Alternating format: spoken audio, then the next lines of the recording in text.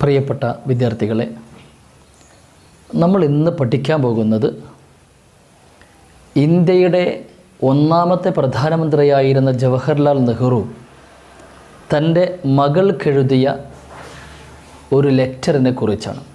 അതിൻ്റെ പേര് birthday letter. ആ ബർത്ത്ഡേ ലെറ്ററിൻ്റെ റൈറ്റ് സൈഡിൽ എവിടെ നിന്നുകൊണ്ടാണ് പിതാവ് തൻ്റെ മകൾക്ക് ലെറ്റർ അയക്കുന്നത് എന്ന് കാണാൻ കഴിയും. എവിടുന്ന?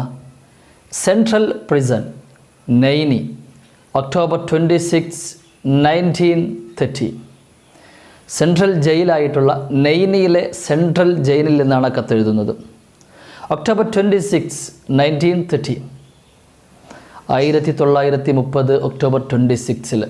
ദെൻ ഇന്ത്യ ഭരിച്ചുകൊണ്ടിരിക്കുന്നത് അന്ന് ബ്രിട്ടീഷുകാരാണ്. ബ്രിട്ടീഷുകാരോട് സമരം ചെയ്തുകൊണ്ട് ഇന്ത്യയുടെ സ്വാതന്ത്ര്യ സമര നേതാക്കന്മാരിൽ ഒരാളായിരുന്ന ജവഹർലാൽ നെഹ്റു ജയിലിൽ പോയി കിടക്കേണ്ടി വരുന്ന ഒരു സന്ദർഭത്തിലാണ് തൻ്റെ മകൾ പിന്നീട് ഇന്ത്യയുടെ പ്രധാനമന്ത്രിയായിരുന്ന ഇന്ദിരാഗാന്ധിക്ക് ഒരു കത്തയക്കുന്നത്. അന്ന് മകളുടെ ബർത്ത്ഡേ ആണ്. നമ്മളൊക്കെ ബർത്ത്ഡേക്ക് വളരെ വലിയ സ്വപ്നങ്ങളൊക്കെ കാണും. നോക്കാം, ഞാൻ ഇന്ന് ആദ്യം വായിച്ചു തരാം. My dear Indira, on your birthday you have been in the habit of receiving presents and good wishes. Good wishes you will still have in full measure, but what present can I send to you from Naini prison? My presents cannot be very material or solid. They can be of the mind and spirit, things that even the high walls of prison cannot stop. എന്താ പറഞ്ഞു നോക്കാം. My dear Indira, my dear son, my dear daughter, എൻ്റെ പ്രിയപ്പെട്ട പുത്രി ഇന്ദിരക്ക്. My dear Indira, on your birthday, നിൻ്റെ birthday നാളിൽ, നിൻ്റെ ഈ ജന്മദിന നാളിൽ, on your birthday you have been in the habit of receiving presents. You have been in the habit of receiving presents. നീ സമ്മാനങ്ങൾ സ്വീകരിച്ചു കൊണ്ടിരിക്കുന്ന തിരക്കിലായിരിക്കും. You have been in the habit, നീ ആ ഒരു ശീലത്തിലായിരിക്കും. You have been in the habit, കണ്ടല്ലേ? U have been in the habit, നീ ആ ഒരു ശീലത്തിലായിരിക്കും. ഓഫ് റിസീവിങ് പ്രസൻസ്, സമ്മാനങ്ങൾ സ്വീകരിക്കുന്ന ഒരു ശീലത്തിലായിരിക്കും. ആൻഡ് ഗുഡ് വിഷസ്, അഭിനന്ദനങ്ങൾ, നല്ല ആശംസകൾ. ഗുഡ് വിഷസ്, നല്ല ആശംസകൾ, അഭിനന്ദനങ്ങൾ സ്വീകരിക്കുന്ന തിരക്കിലായിരിക്കും. Good wishes you will still have in full measure. Good wishes you will still have, നല്ല ആശംസകളൊക്കെ, അനുമോദനത്തിൻ്റെ വചനങ്ങളും ബർത്ത്ഡേ ആശംസകൾ എന്ന് പറയില്ല, അതാണ് good wishes. You will still have in full measure, പൂർണ്ണമായ അളവിൽ നിനക്കിപ്പോൾ കിട്ടിക്കൊണ്ടിരിക്കും. യു വിൽ സ്റ്റിൽ ഹാവ്, നിനക്കിപ്പോഴും ഉണ്ടായിരിക്കും. ഇൻ ഫുൾ മെഷർ, പൂർണ്ണമായ അളവിൽ.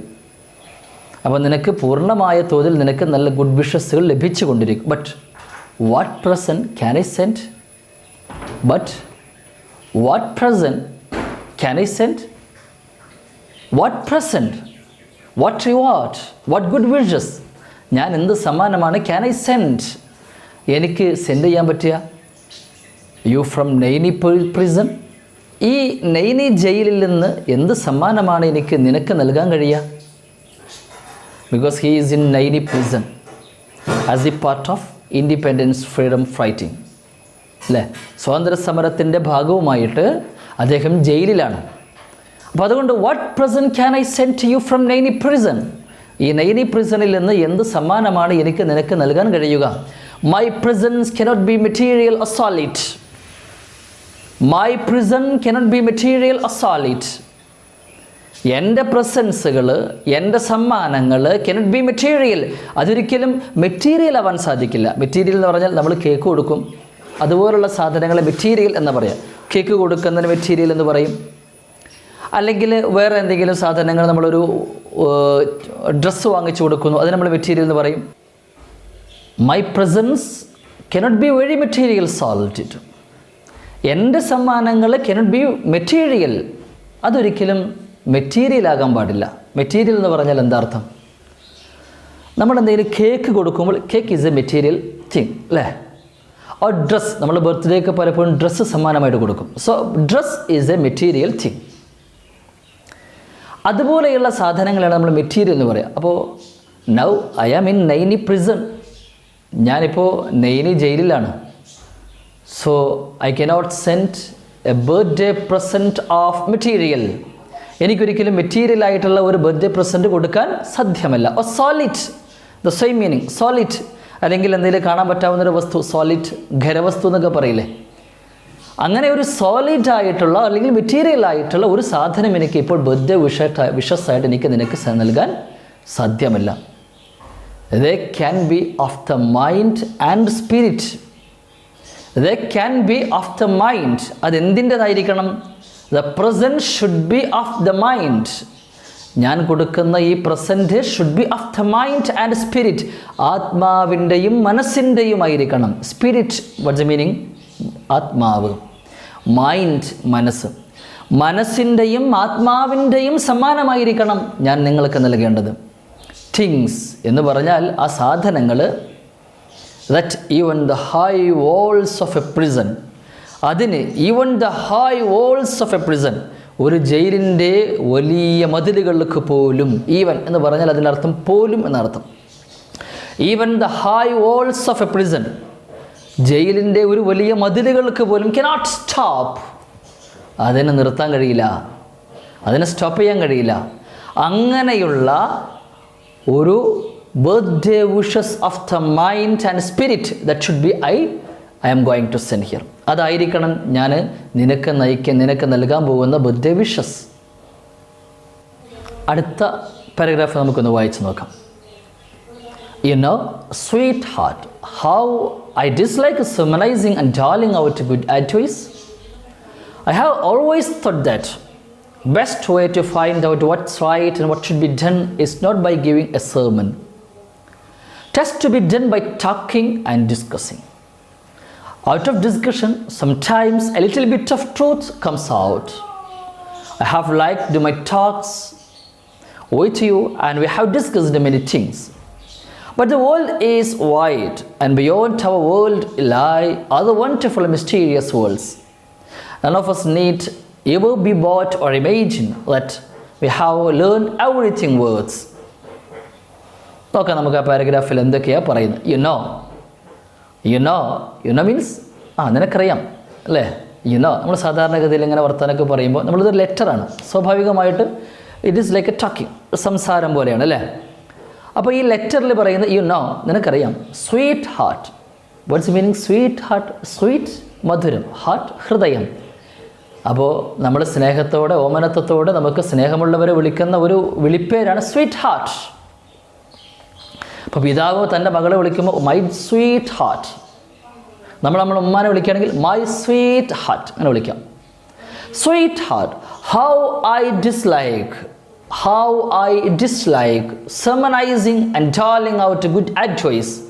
Sermonizing എന്ന് പറഞ്ഞാൽ നമ്മൾ ആരാധനാക്രമങ്ങൾ നടത്തുന്നതിനെയാണ് സെർമനൈസിങ് എന്ന് പറയുന്നത്. ഇവിടെ സെർമനൈസിങ് ശരിക്കുള്ള ആരാധന എന്ന ക്രിസ്ത്യൻ മതവിശ്വാസ പ്രകാരമുള്ള മാമോദീസ മുക്കുന്നതിനെയാണ് സെർമനൈസിങ് എന്ന് പറയുന്നത്. Of doling out good advice, അല്ലെങ്കിൽ നല്ല നല്ല ഉപദേശങ്ങൾ കൊടുത്ത് ഒരു മതപ്രസംഗം നടത്തുക, അതാണ് ഡോളിങ് ഔട്ട് ഗുഡ് അഡ്വൈസ് എന്ന് പറയുന്നത്. ആ രണ്ട് വാക്ക് വളരെ പ്രധാനമായതുകൊണ്ടാണ് ആദ്യം പറഞ്ഞത്.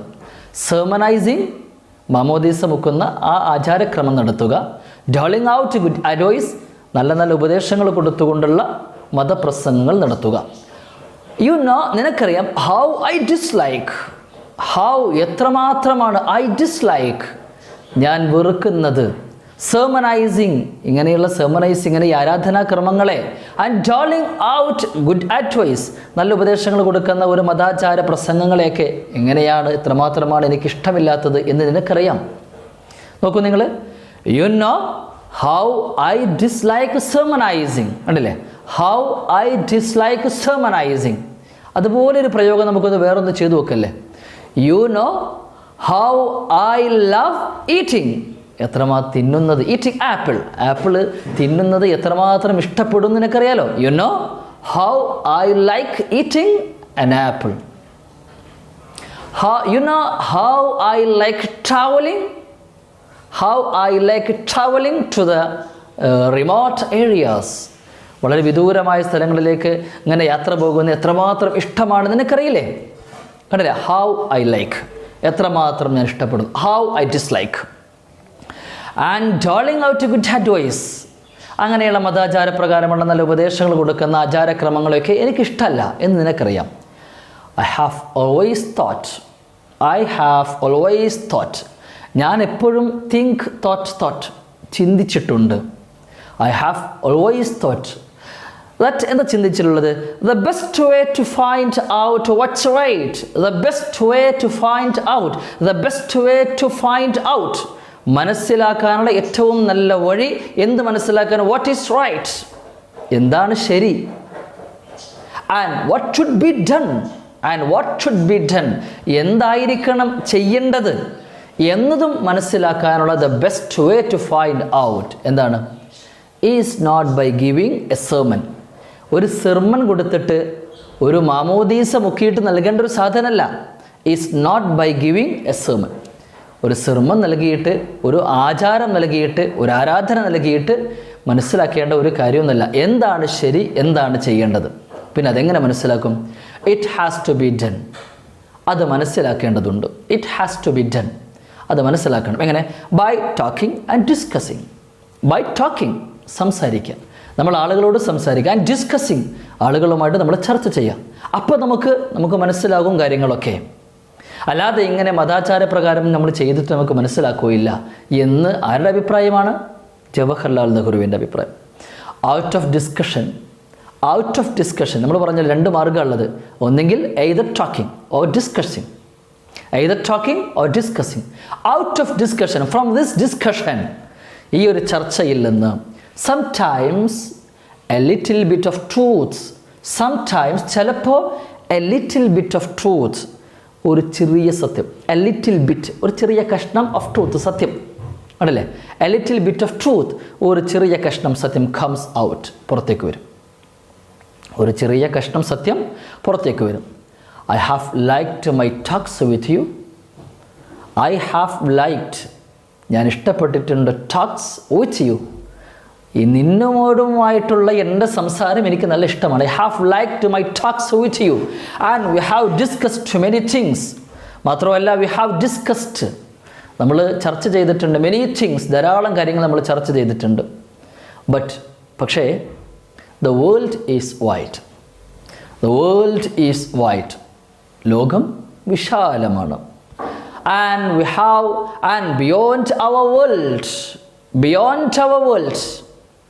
beyond the trees, മരങ്ങൾക്കപ്പുറത്ത്, beyond the വില്ലേജിനപ്പുറത്ത്, beyond the റോഡിൻ്റെ അപ്പുറത്ത്, beyond the world എന്നർത്ഥം ലോകത്തിൻ്റെ അപ്പുറത്ത്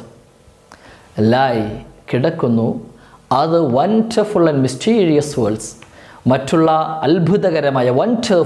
അത്ഭുതകരമായ മിസ്റ്റീരിയസ്, നിഗൂഢമായ വേൾഡ്സ്, ലോകങ്ങൾ കിടക്കുന്നുണ്ട് അല്ലേ? നമ്മൾ ഈ കാണുന്ന ലോകത്തിൻ്റെ അപ്പുറത്ത് വിശാലമായ വേറെ ലോകങ്ങളുണ്ട്. Mysterious worlds. അന്റാർട്ടിക്കയിലേക്ക് പോയിട്ടുണ്ടെങ്കിൽ ഫുള്ള് മഞ്ഞ, ആഫ്രിക്കയിൽ പോയാൽ ഫുള്ള് കാടാ. അങ്ങനെയുള്ള വ്യത്യസ്തമായ മിസ്റ്റീരിയസ് ആയ ഒരു ലോകം നിലനിൽക്കുന്നുണ്ട്. നമ്മുടെ ഈ കാണുന്ന ലോകം മാത്രമല്ല ലോകം. None of us need ever be bought. None of us, നമ്മളിൽ നിന്നൊരാൾ നീഡ് ആവശ്യമില്ല. None of us walked, നമ്മളിൽ നിന്നൊരാൾ നടന്നിട്ടില്ല. ആ പ്രയോഗം മനസ്സിലാക്കൂ നിങ്ങൾ. നമ്മുടെ കൂട്ടത്തിൽ നിന്ന് ഒരാളും പോയിട്ടില്ല. എങ്ങനെ പറയും? None of us went, നമ്മുടെ കൂട്ടത്തിൽ നിന്നൊരാളും പോയിട്ടില്ല. നമ്മുടെ കൂട്ടത്തിൽ നിന്നൊരാളും ഉറങ്ങി. None of us slept, നമ്മുടെ കൂട്ടത്തിൽ നിന്നൊരാളും ഉറങ്ങിയിട്ടില്ല. None of us opened the door, ഞങ്ങളുടെ കൂട്ടത്തിൽ നിന്നൊരാളും ഡോർ തുറന്നിട്ടില്ല. None of us need, നമ്മുടെ കൂട്ടത്തിൽ നിന്നൊരാൾക്കും ആവശ്യമില്ല. Ever be bought, ബോറടിക്കേണ്ട ആവശ്യമില്ല. Or imagine, അല്ലെങ്കിൽ ഇമേജ് ചെയ്യേണ്ട ആവശ്യമില്ല. എന്ത്? That we have learned everything worth. ഈ ഭൂമിയിലെ മൂല്യവത്തായ എല്ലാം പഠിച്ചിട്ടുണ്ട് എന്ന് നമ്മൾ ഇമാജിൻ ചെയ്യണ്ട. That we have learned everything worth. ഈ ഭൂമിയിലെ മൂല്യവത്തായ എല്ലാ സാധനങ്ങളും പഠിച്ചിട്ടുണ്ട് എന്ന് നമ്മൾ ഇമാജിൻ ചെയ്യേണ്ടതില്ല. worth learning, പഠിക്കാൻ പറ്റിയ എല്ലാം നമ്മൾ പഠിച്ചിട്ടുണ്ട് എന്ന് നമ്മൾ ഇമാജിൻ ചെയ്യണ്ട. And become very wise. നല്ലവണ്ണം ബുദ്ധിമാനായിട്ടുണ്ട് എന്നും നമ്മൾ വിചാരിക്കേണ്ട ആവശ്യമില്ല. അടുത്ത ഒരു നെക്സ്റ്റ് പേജിൽ ആ പാരഗ്രാഫ് ഒന്ന് വായിച്ചു തരാം. But what am I to do them? A letter can hardly take place of a talk. At best it is a one side affair. Imagine that I have made a suggestion to you for you to think over, as if we really were having a talk. But what am I to do then? അപ്പോൾ ഇനി നമ്മൾ എന്താ ചെയ്യാം? What am I to do then? അപ്പോൾ നമ്മൾ ഇനി എന്താ ചെയ്യാം? A letter can hardly take place of a talk. A letter can hardly take place. Take place means സംഭവിക്കുക എന്നർത്ഥം. Hardly എന്ന് പറഞ്ഞാൽ no എന്നർത്ഥം. Hardly ഒരിക്കലുമില്ല, never. അപ്പോൾ ഹാർഡ്ലി എന്നുള്ള വാക്കിൻ്റെ മീനിങ് ശരിക്കും നോക്കണേ. A letter can hardly take place. ഒരു ലെറ്ററിന് can hardly take place, cannot take place of a talk. സംസാരത്തിൻ്റെ പകരം നിലനിൽക്കാൻ കഴിയില്ല. സംസാരത്തിൻ്റെ പകരമുള്ള ഒന്നായിട്ട് ഇതിനെടുക്കാൻ പറ്റില്ല, ലെറ്ററിന് എടുക്കാൻ പറ്റില്ല. Letter can hardly take place of a talk. At best, വേറൊരർത്ഥത്തിൽ പറഞ്ഞാൽ, ഏറ്റവും നന്നായി പറഞ്ഞാൽ, it is a one sided affair. അല്ലേ? It is one sided affair. ഞാനൊരാൾ മാത്രം ഇങ്ങനെ എഴുതുന്നു, അയാൾ അത് വായിക്കുക, അയാൾക്ക് ഇങ്ങോട്ട് പറയാനുള്ള അവസരമുണ്ടോ? ഇല്ല. It is one sided affair. അതൊരു ഒരു ഭാഗത്ത് മാത്രമുള്ള ഒരു അഫയറാണ്. വൺ സൈഡ് വഴിയാണ് അല്ലേ? ഒറ്റ റൂട്ട്, ഇങ്ങോട്ട് പോകുക മാത്രമേ ഉള്ളൂ, ഇങ്ങോട്ട് വരുന്നില്ല, അങ്ങോട്ട് പോകുക മാത്രമേ ഉള്ളൂ. Imagine that. എന്നാൽ ഇങ്ങനെ സങ്കല്പിച്ച് നോക്കൂ. ഇമേജിൻ ദാറ്റ്, നീ സങ്കല്പിക്കുക. I have made a suggestion to you. I have made a suggestion to you. ഞാൻ നിന്നോട് ഒരു സജഷൻ പറയുന്നു. ഫോർ യു, നിനക്ക് വേണ്ടി. To think over. To think over, അതിനെക്കുറിച്ച് നന്നായി ചിന്തിക്കാൻ. As if we really were having a talk. As if എന്ന പോലെ, ഇതുപോലെ. We really were having a talk. നമുക്കിടയിൽ ഒരു ടോക്ക് ഉണ്ടായിരുന്നു എന്നതുപോലെ. ആസ് ഇഫ് എന്ന പ്രയോഗം ശ്രദ്ധിക്കണം. As if. ആസ് ഇഫ് എന്ന് പറഞ്ഞാൽ എന്ന പോലെ. He walked there as if he was drunken. അവൻ കുടിച്ചിട്ടുണ്ട് എന്ന പോലെ അവൻ നടന്നു. He walked the road. അവൻ റോഡിലൂടെ നടന്നു. As if he is a mad. അവനൊരു ഭ്രാന്തനാണ് എന്നതുപോലെ അവർ റോട്ടിൽ കൂടെ നടന്നു. കണ്ടില്ല? As if. He came to me as if he is the best friend. അവൻ ഏറ്റവും നല്ല ഫ്രണ്ട് ആണ് എന്നതുപോലെ അവൻ എൻ്റെ അടുത്തേക്ക് വന്നു. അപ്പോൾ ആസിഫ് എന്ന് പറയുന്ന പ്രയോഗം എങ്ങനെയായിരിക്കണം എന്നാണ് നമ്മൾ ഈ പാരഗ്രാഫിൽ പഠിച്ചത്. In history we read of great periods in the life of nations, of great men and women. Do you remember how fascinated you were when you first heard the story of John d'Arc? Your vision was to be something like her. Ordinary men and women are not usually heroic. They think of their bread and butter, of their children, of their household worries and the like. But a time comes when all people become interested in a great cause. Then history helps even simple, ordinary men and women to become heroes. Great leaders have something in them which inspires all people and makes them do great deeds. In India, a great leader, full of love for all who suffer and eager to help them, has inspired our people to great actions and noble sacrifice. എന്താ പറഞ്ഞു നോക്കാം. In history, ചരിത്രത്തിൽ, we read of great periods in the life of nations. രാജ്യങ്ങളുടെ ചരിത്രം പഠിക്കുമ്പോൾ we read of great periods. നമ്മൾ വലിയ കാലങ്ങളെക്കുറിച്ച് വായിക്കുന്നു അല്ലേ? ചരിത്രത്തിൽ നമ്മൾ വലിയ ചരിത്രങ്ങളെക്കുറിച്ച് വായിക്കുന്നു. In the life of Nations, രാജ്യങ്ങളുടെ ജീവിതത്തിലുള്ള വലിയ കാലങ്ങളെക്കുറിച്ച്. ഉദാഹരണം പറയുകയാണെങ്കിൽ, ഹാരപ്പ, മോഹൻജദാരോ സംസ്കാരത്തെക്കുറിച്ച് നിങ്ങൾ പഠിച്ചിട്ടുണ്ട്. മുഗൾ സാമ്രാജ്യത്തിൻ്റെ കാലഘട്ടത്തെക്കുറിച്ച് നിങ്ങൾ പഠിച്ചിട്ടുണ്ട്. അങ്ങനെയുള്ള വ്യത്യസ്തമായ വലിയ പീരീഡ്സുകളെക്കുറിച്ച്, കാലങ്ങളെക്കുറിച്ച് നമ്മൾ ചരിത്രത്തിൽ വായിക്കുന്നു. ഓഫ് ഗ്രേറ്റ് മെൻ, ആരെക്കുറിച്ചും വായിക്കുന്നു? വലിയ മനുഷ്യരെക്കുറിച്ചും വായിക്കുന്നു. ആൻഡ് വിമൺ, വലിയ സ്ത്രീകളെക്കുറിച്ച് വായിക്കുന്നു. ചരിത്രത്തിൽ അത്യുന്നതമായ സ്ഥാനം ലഭിച്ചിട്ടുള്ള ധാരാളം സ്ത്രീകളെക്കുറിച്ച്, ധാരാളം മനുഷ്യരെക്കുറിച്ച്, പുരുഷന്മാരെക്കുറിച്ച് നമ്മൾ വായിക്കുന്നു. ഡു യു റിമെമ്പർ, നീ ഓർക്കുന്നുണ്ടോ? ഹൗ ഫാഷിനേറ്റഡ് യു വർ, നീ എത്രമാത്രം ആകൃഷ്ടയായിരുന്നു എന്ന കാര്യത്തിൽ. ഫാഷിനേറ്റ് എന്ന് പറഞ്ഞാൽ ആകൃഷ്ടയാവുക, അട്രാക്റ്റഡ് എന്നർത്ഥം. ആ സെൻറ്റൻസ് നോക്കൂ നിങ്ങൾ. How fascinated you were. It's a exclamatory sentence. How wonderful it is. ഓ, എന്തൊരു അത്ഭുതമാണത് നമ്മൾ പറയുമല്ലോ. What a beautiful it is. ഓ, എന്തൊരു മനോഹരമാണത്.